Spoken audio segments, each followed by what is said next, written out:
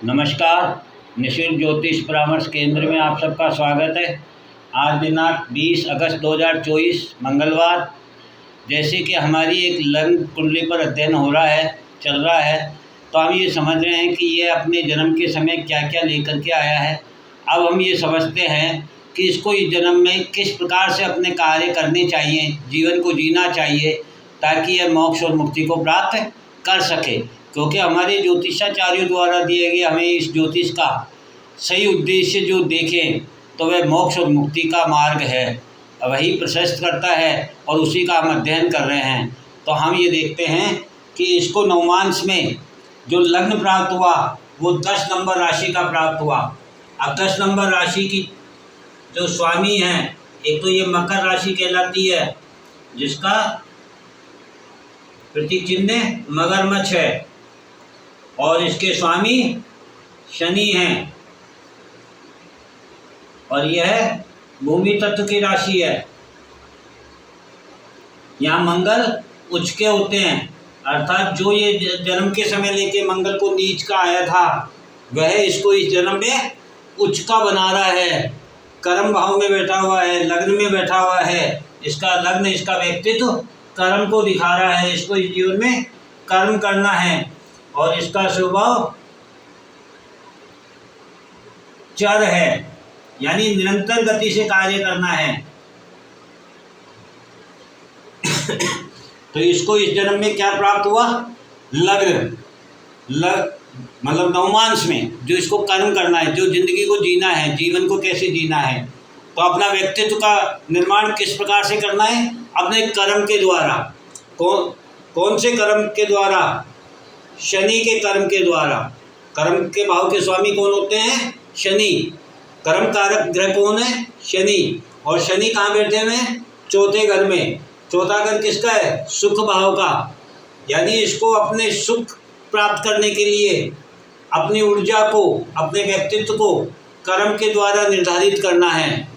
मंगल यहाँ पर उच्च के होते हैं और मंगल के घर में शनि बैठे हुए हैं, और मंगल की दृष्टि भी अपने घर पर, और शनि मंगल ने ग्रह परिवर्तन भी किया है, यानी शनि के घर में मंगल और मंगल के घर में शनि।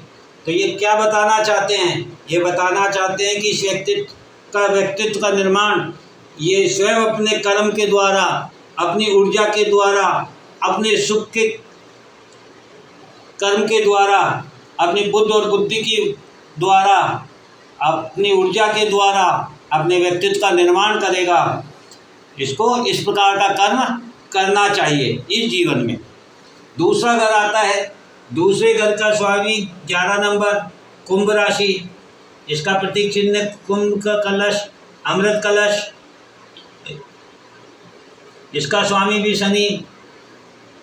ये वायु तत्व की राशि है और यह स्थिर स्वभाव की है। तो ये चीज क्या कहना चाहती है? दूसरा भाव के बारे में हमने जाना था। दूसरा भाव काय का होता है? भय का होता है, और इसी भय के कारण हम कबीला, कुटुंब, लोगों का इकट्ठा होना, परिवार संग्रहण करते हैं, इसीलिए इसको कुटुंब भाव कहा जाता है। हम धन का संग्रहण करते हैं भविष्य के लिए, इसलिए इस भाव से धन भी देखा जाता है। ये वाणी का भाव भी है, क्योंकि वाणी के द्वारा आदमी अपने कल को बनाता है। इस प्रकार से ये दूसरे भाव का महत्व है। और यहाँ पर राशि कौन सी है? 11 नंबर कुंभ राशि, अमृत कलश वाली। यानी इसका जो संग्रहण है, जो भय है, वो क्या संग्रहण करने का है? किस भय के कारण ये क्या संग्रह करना चाहता है? मोक्ष और मुक्ति के लिए ये अमृत कलश का संग्रहण करना चाहता है। और उसका स्वामी कहाँ बैठा हुआ है? चौथे घर में, सुख भाव में। तो वह क्या बता रहा है कि इस व्यक्ति का सुख कहाँ है? कर्म में। अपनी ऊर्जा के द्वारा किए गए कर्म, अपने बुद्धि विवेक के द्वारा किए गए कर्म ही इसके सुख हैं, और उसी से इसको अमृत कलश की प्राप्ति होगी, उसी से ये भय मुक्त हो सकता है। और तीसरा भाव लेवे तो तीसरे भाव में 12 नंबर राशि लिखी हुई है, और 12 नंबर राशि मीन राशि होती है। इसका स्वामी गुरु होते हैं, और यह जल तत्व की राशि है। ये द्विस्वभाव राशि है, इसका स्वभाव द्विस्वभाव होता है, यानी ये सृजन भी कर सकती है और सृजन भी कर सकती है और अंत भी कर सकती है। ये द्विस्वभाव की राशि है। और यहाँ पर कौन बैठे हैं? केतु बैठे हैं। केतु कौन है? जड़। तीसरा भाव काय का है? पराक्रम का। तो इसको अपना पराक्रम कैसा करना है इस जीवन में? जड़ से संबंधित, यानी अपनी मूल जो रूट्स हैं इसकी, जो इसके जीवन की, इसके वंशज की, इसके पूर्वजों की जो जड़ है, जो रूट्स हैं, उन रूट्स के द्वारा इसे अपने द्विस्वभाव के द्वारा अपने पराक्रम को करना है, ताकि इसको मोक्ष और मुक्ति प्राप्त हो सके। केतु और मोक्ष और मुक्ति का कारक ग्रह भी है, और 12 नंबर राशि मोक्ष और मुक्ति को दिखाती है, और उसके स्वामी गुरु है। और गुरु से ये चौथे घर में बैठे हुए हैं। चौथा घर सुख का होता है, यानी गुरु जो वैभाव में बैठे हैं उनका सुख कहाँ है? पराक्रम में। पराक्रम के द्वारा मोक्ष और मुक्ति को प्राप्त किया जा सकता है, ज्ञान के द्वारा, धर्म के द्वारा। इसको अपने जीवन में इस प्रकार की अपनी कार्य को करना है, अपने पराक्रम को करना है, अपनी ऊर्जा को उपयोग करना है। और चौथा घर, चौथे घर में 1 नंबर राशि लिखी हुई है। 1 नंबर राशि मेष राशि होती है, और मेष राशि के स्वामी मंगल है। यह अग्नि तत्व की होती है, और इसका चर स्वभाव होता है, यानी इसका सुख इस जीवन में कैसा रहेगा? चर, निरंतर गति से चलता रहेगा, कम और ज़्यादा होता रहेगा। और उसमें कौन बैठे हैं? शनि और बुध। शनि कर्म कारक ग्रह है, बुध बुद्धि और विवेक के ग्रह है, यानी इसका सुख काय में है?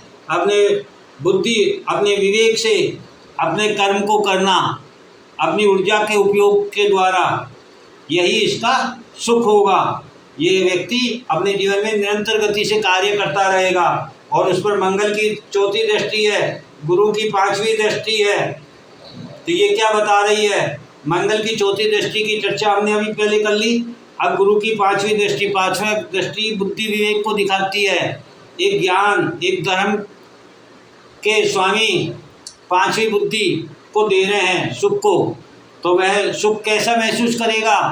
अपने ज्ञान के द्वारा, अपने धर्म के द्वारा किए गए अपने कर्म को, ली गई अपनी ऊर्जा के उपयोग को, अपनी बुद्धि और विवेक को अपना सुख मानते हुए अपना कार्य करेगा, तो इससे सुख की प्राप्ति होगी। इस तरीके से आज हमने 4 भावों की चर्चा की। बाकी के 4 भाव हम अगले 2 दिनों में पूरा करेंगे। इस प्रकार हम जानेंगे कि व्यक्ति अपने जन्म के समय क्या लेकर आया और उसे अपना जीवन कैसे जीना है। ये दोनों भाव ये बताते हैं। तो हमारी ये चर्चा चल रही है। आप लोगों से निवेदन है ज़्यादा से ज़्यादा जुड़े और लाइक्स करें, लोगों को फॉरवर्ड करें, मैसेज करें। धन्यवाद। जय हिंद, जय भारत।